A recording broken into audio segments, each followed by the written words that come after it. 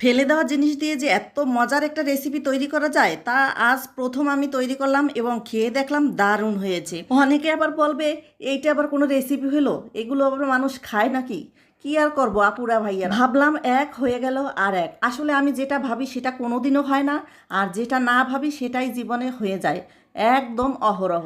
এটা হচ্ছে দয়া কলা, অনেকে আবার বিচি কলা বলে। প্রচুর বিচি হয় এর ভিতর, খেতে কিন্তু একদমই ভালো লাগে না। তো আমি এই কলাগুলো দেখে লোভ সামলাতে পারলাম না, আমি নিয়ে এসেছিলাম মাছ দিয়ে ঝোল খাবো বলে। তো এটাকে কেটে দেখি এর ভিতরে বিচিগুলো একদম সাদা, মানে কচি।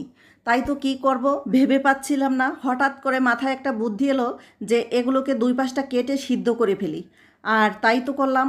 এখানে কড়াইতে আমি কিছুটা পরিমাণ জল নিয়েছি, আর এতে পরিমাণ মতো লবণ আর হলুদ দিয়ে এটাকে এখন সিদ্ধ করে নেব।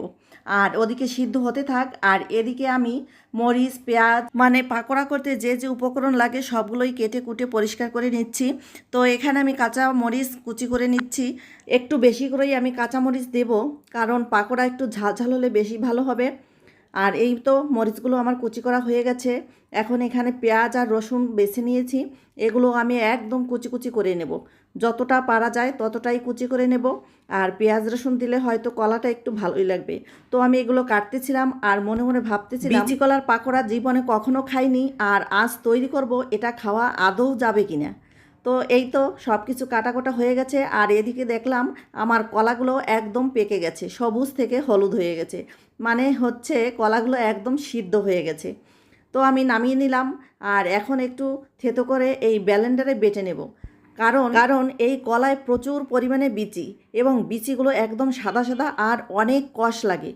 তো এখন কি করা যাবে, ব্লেন্ড করে নেওয়া হয়ে গেছে। আর এখন এর মধ্যে দিয়ে দিলাম আমি 2 চামচ চিনি, পরিমাণ মতো লবণ, হলুদ গুঁড়ো, আর দিয়ে দিচ্ছি জোয়ান আর কালো জিরে, চিলি ফ্লেক্স, আরও দিয়েছি ধনিয়া পাতা, তারপর পেঁয়াজ রসুন কুচি, আরও দিয়েছিলাম একটা লেবুর অর্ধেক করে কেটে ওটাকে চিপে রসটা দিয়েছি।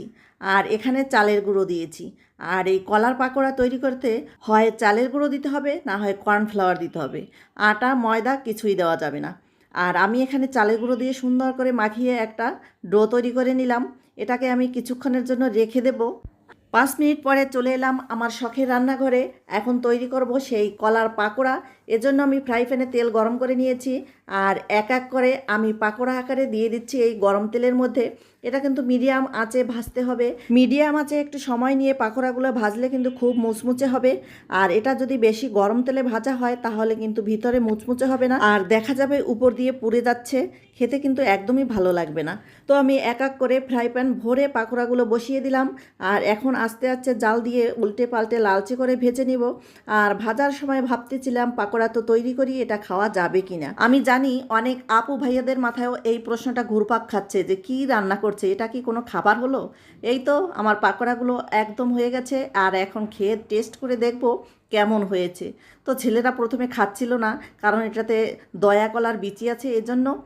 তো আমি প্রথম খেয়ে দেখলাম কেমন লাগে।